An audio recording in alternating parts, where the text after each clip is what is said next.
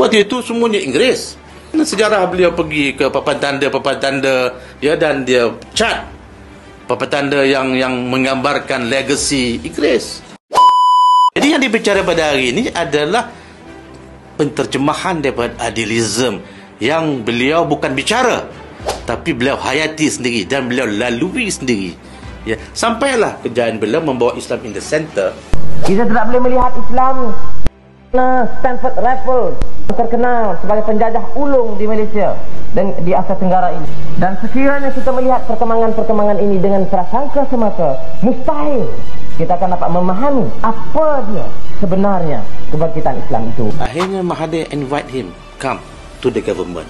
Itu sejarah dia masuk UMNO untuk melaksanakan agenda Islam dalam bentuk dasar-dasar kerajaan.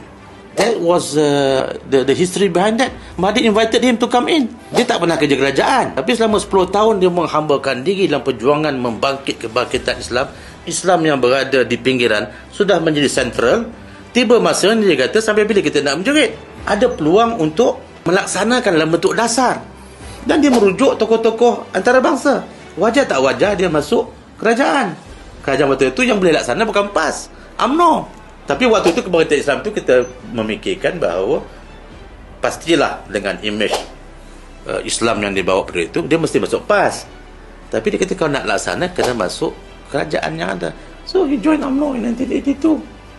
Sebelum ini kalau kita lihat, mana ada ucapan-ucapan menteri-menteri dengan bacaan-bacaan ayat Quran, Bismillahirrahmanirrahim, Alhamdulillah, tak ada. Sekarang macam-macam ayat Quran keluar. Itu sebagai satu kewajipan.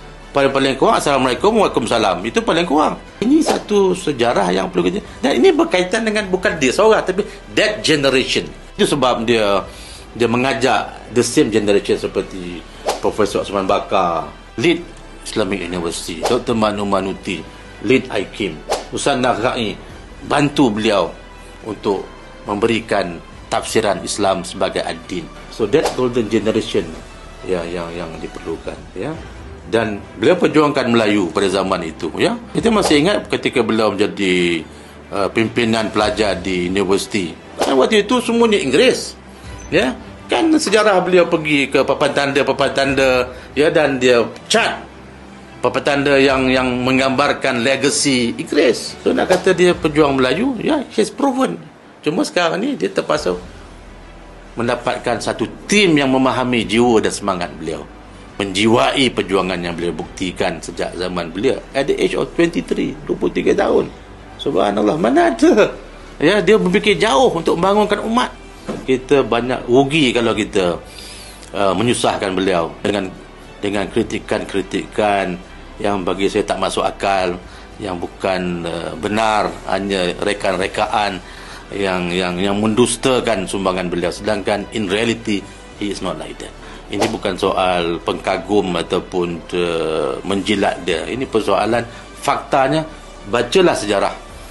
Bicara soal kebangkitan Islam dalam tulisan akademik seluruh dunia sekalipun, mesti bicara soal kebangkitan Islam tahun 70-an. Mesti. Dan bila bicara soal kebangkitan Islam tahun 70-an, Is Anwar Ibrahim is one of them.